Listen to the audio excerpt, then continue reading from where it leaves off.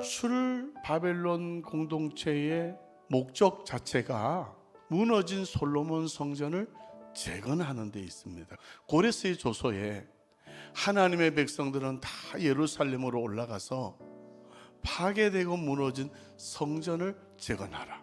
그래서 내가 너희를 해방, 자유를 준다 이거예요. 성전 세우기가 하나님이 본인에게 주신 명령이래요.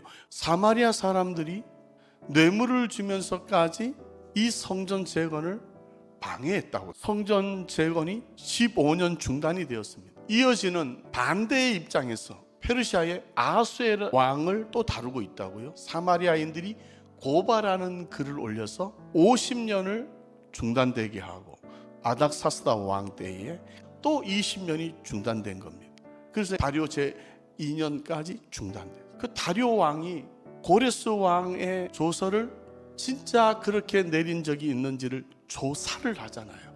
그래서 다시 조서를 또 내리는 거 아닙니까? 이제는 이 성전 재건이, 예배 재건이 중단되는 일이 없도록 왕의 재산에서 정량 없이 무제한으로 제공하라고. 다리오 왕 제2년까지 중단되었던 성전이 이제 완성이 됩니다. 오늘 9장은요, 그 이후의 삶을 말하는 거예요. 그 이후에. 이 9장은 배경이 이제 7장 1차 귀환이 이루어지는 일을 말하는 겁니다. 1차 귀환은 포로 이후 70년 만에 이루어졌잖아요.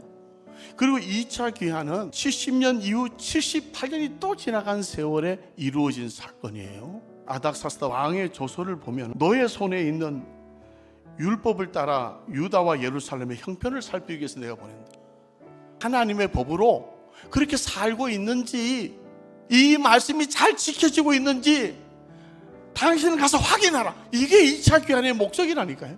너의 손에 있는 하나님의 지혜를 따라 내 하나님의 율법을 아는 자들로 법관과 재판관을 삼으라는 거예요. 그리고 그 중에 알지 못하는 자는 너희가 가르치래. 하나님의 명령을 준행하지 않으면 죄로 정하라는 거예요. 그래서 9장에 돌아와 보니까 이제 성전 재건 다 됐어요. 이 일 후에 방백들이 내게 나와 이르되 이스라엘 백성, 제사장, 레위 사람들이 가나안, 헷, 브리스, 여부스, 암몬, 모압, 애굽, 아모리 사람들과 가정한 일을 해. 그 일은 그들의 딸을 맞이하여 아내와 며느리를 삼았다. 그래서 거룩한 자손이 그 지방 사람들과 서로 섞이게 하는데 이 방백들과 고관들이 빗나간 이 일에 더욱 으뜸이 됐다는 거예요. 통혼을 통해서 이방 사람과 섞이게 되는 세상이 들어오고 세상 문화가 들어왔다는 거예요. 그런즉 너희 여자들을 그들의 아들들에게 주지 말고 그들의 딸을 너희 아들들에게 데려오지 마. 이 통혼하는 걸 금지했대. 우리가 행한 악한 행실과 큰 죄로 말미암아 이 모든 일을 당하였다. 그래서 이 일을 듣고 속옷과 겉옷을 찢고 머리털과 수염을 뜯고 기가 막히게 앉아 있었단 얘기. 다시 통혼하오리까 회상해 보니까 하나님이 우리의 죄악보다 형벌을 가볍게 하신 거였어. 애써야 될 첫 번째 외적 성전 재건이잖아요. 애써야 될 두 번째, 이렇게 세속화된 주의 백성들이 개혁을 통해서 내적 성전을 완성하는 겁니다.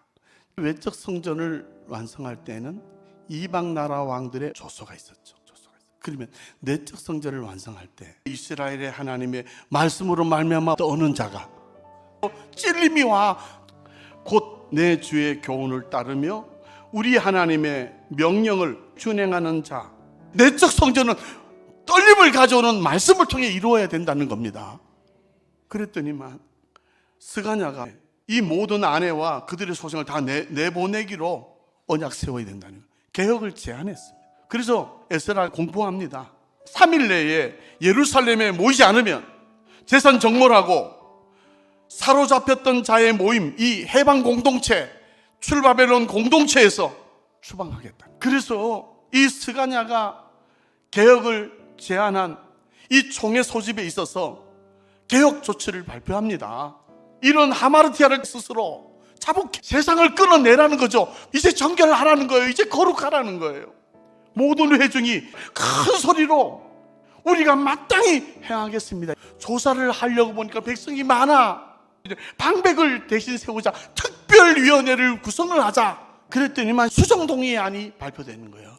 지금 피를 맞든지 돌아가야 할 일이 3일이 됐든지 지금 굶든지 간에 사람이 많아서 조사한 일이 많더라도 지명된 족장들을 선임해서 세웠다. 만 석 달이 걸렸다고요.